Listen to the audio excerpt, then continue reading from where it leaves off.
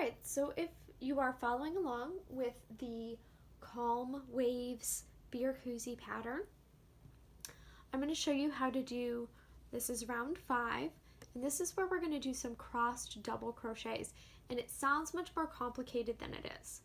So we have a whole row of double crochets here.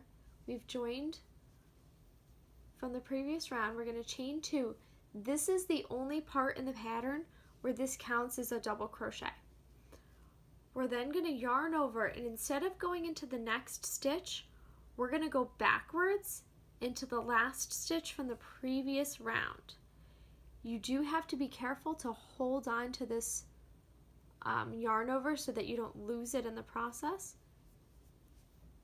And then you're just going to do like a regular double crochet, chain 1, and then we're going to skip 2. Now when you're skipping 2, this looks like it might be your next stitch, but we actually have, that's where we started.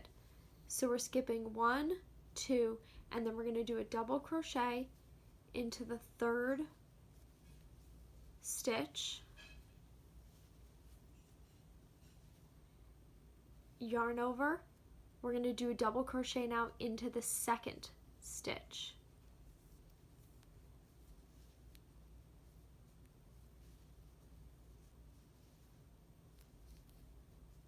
So we have 2 double crochets that are crossed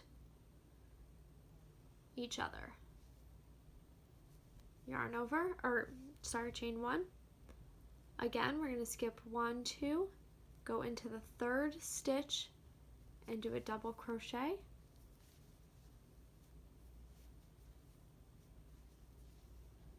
Yarn over, go back into the 2nd stitch and double crochet.